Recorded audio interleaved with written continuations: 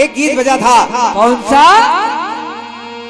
और शायद जहां तक मुझे मालूम है कीर्तन क्षेत्र में अभी ये गीत गाया भी नहीं किसी ने, लेकिन सुना बहुत गया है कि अरमान है तुझे पाने का। क्या बात है? मुझे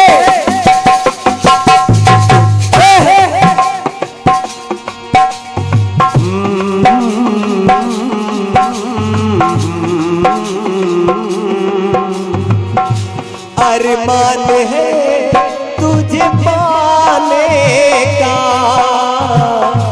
तुम पे दिलो जा लुटाने का।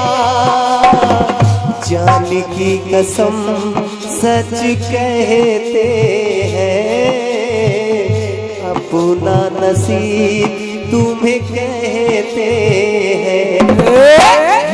आपके करीब हम रहते हैं, अपना नसीब तुम्हें कहते हैं।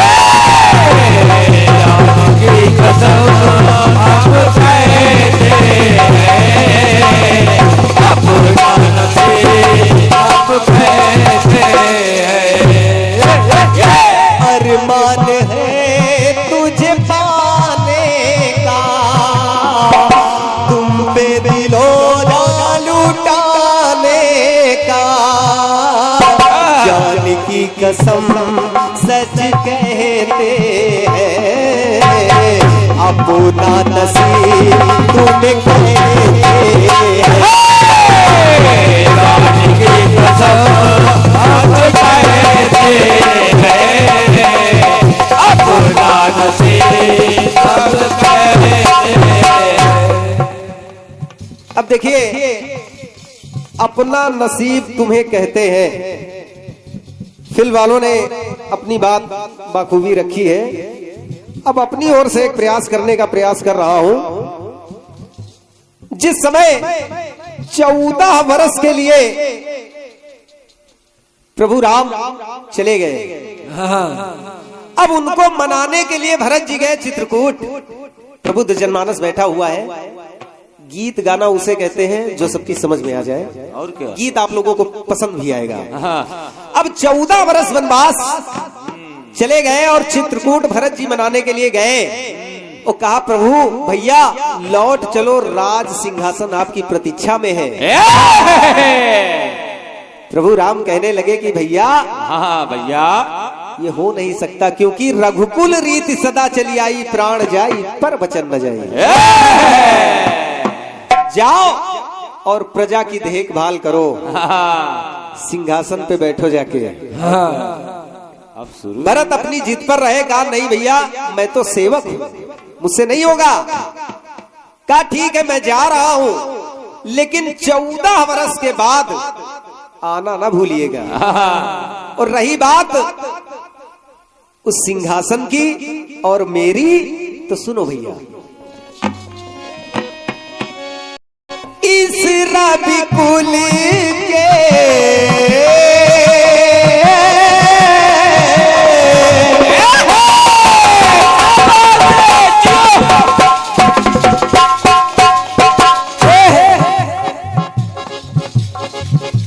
रात भर वास्तव में देखा जाए तो जवाबी कीर्तन आज ही हो रहा है।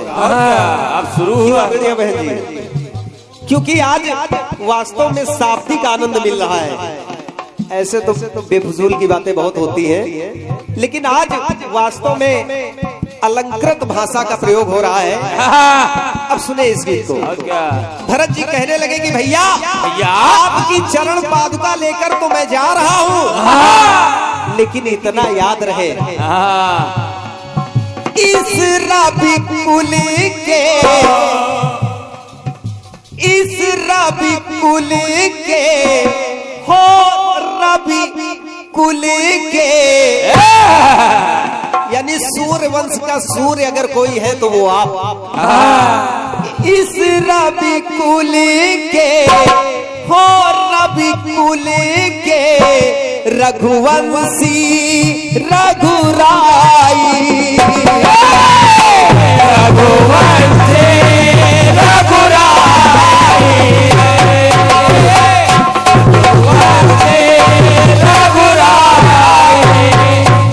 और रही बात मेरी, मैं सेवक पावन पावन का सिर्फ करूं सेवकाई। मैं तो बस इस पावन पावन का सेवक हूं। तो कहा भैया मैं जा तो रहा हूं, लेकिन भाई भरत को भूल न जाना, 14 बरस बाद अवध लौट आना।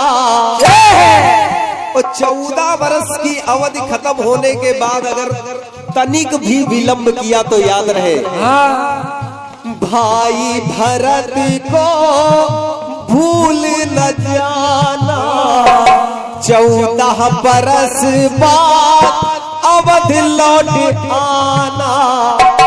14 बरस बाद अवध लौट आना। विरह वेदना को मिटाने में ओ देर न करना आने में। ओ अगर देर हुई तो वरना प्राण विहीन हो तन, जी ना सकेंगे ये जीवन। गम की घटा घटाने में ओ देर न करना आने में।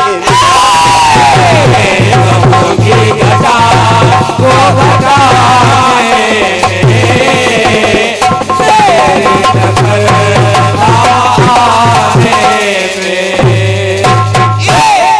भरत जी ने वहां कहा कि अगर एक क्षण भी विलंब आपने किया तो आगे उनकी भावनाएं उत्तरकांड में मिलती है। बीते अवधिरा है जो प्राणा, अधम कवन जग मोहि समाना। वरना प्राण विहीन होता जी ना सके ये जीवन। गम की घटा घटाने में ओ देर न करना आने में। गम की घटा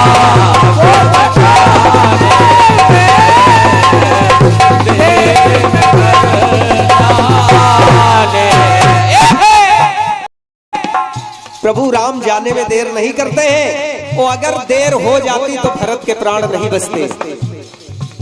अगली पंक्ति देखे, एक बात और ला रहा हूं। बजरंगबली बाबा पहुंचे मां जानकी के समक्ष, वो कहने लगे मां आप कैसी हैं? तो मां जानकी कहने लगी कि पवन पुत्र कितना क्लेश, क्या बात है?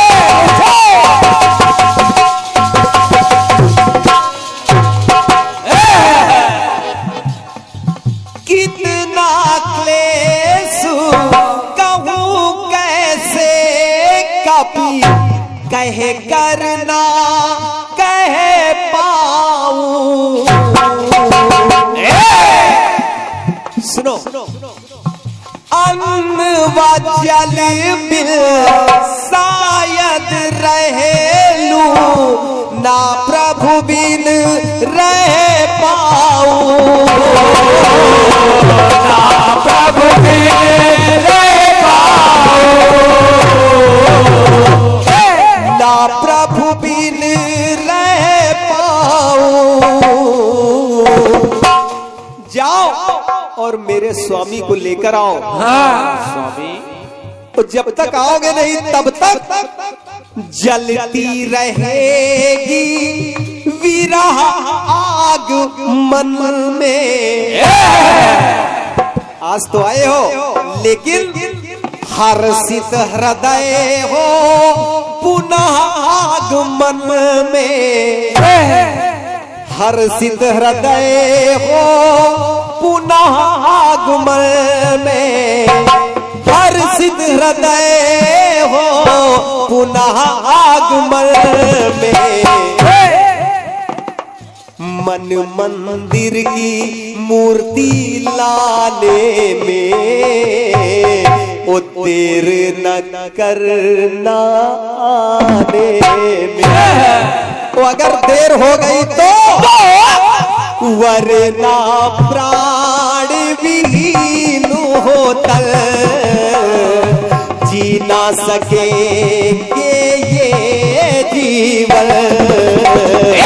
गम की घटा ए घटाने में वो देर न करना आने में। गम की घटा वो घटाने में देर न करना आने में। और वहां भी अगर प्रभु राम तनिक भी विलंब कर देते तो माँ जानकी जीवित नहीं रहती। क्योंकि मिलता है, माँ जानकी ने वहां पर कहा है बीते अवधिरा हई जो प्राणा। ये बात भरत जी ने कही, लेकिन यहाँ माँ जानकी ने कहा मास दिवस महु नाथु न आवा तो पुनि मोहि जियतु नहीं पावा। वरना प्राण विहीन होता जी ना सकेंगे ये जीवन। गम की घटा ए घटाने में वो देर न करना आने।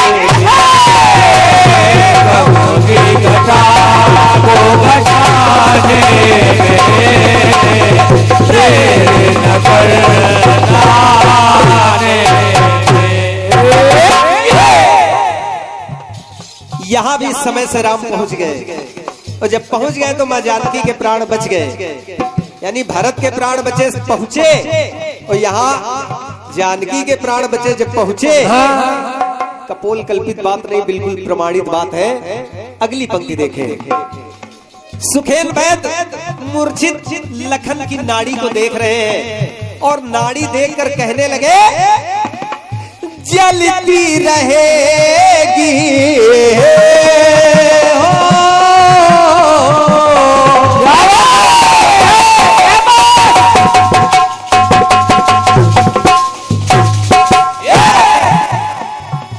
जीवन ज्योति, जीवन ज्योति जलेगी फिर से। वैद्य ने बैन सुनाए जीवन ज्योति जलेगी फिर से। वैद्य ने बैन सुनाए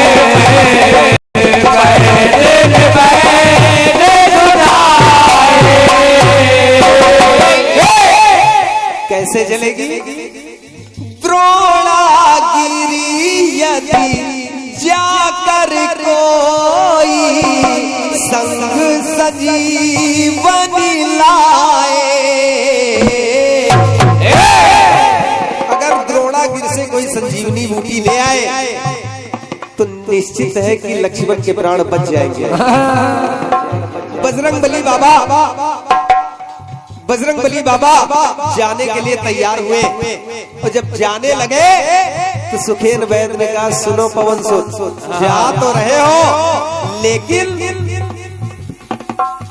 काली निशा के गुजरने से पहले, यानी काली रात को जाने से पहले, काली निशा के गुजरने से पहले दिन करके दिन करने से पहले, दिन करके करने से पहले करो ना विलंब कभी जाने ओ देर न करना आने में। सूर्य उदय से पहले, हेलो भैया इको कम करो, सूर्य उदय से पहले और क्या अगर संजीवनी बूटी आप ले आएंगे तो प्राण बच जाएंगे, नहीं तो करो ना विलंब कभी जाने में ओ देर न करना आने में। ओ अगर देर हुई तो वरना प्राण विहीन हो तन जी ना सकेंगे ये जीवन। करो ना विलंब कभी जाने में ओ देर न करना आने में।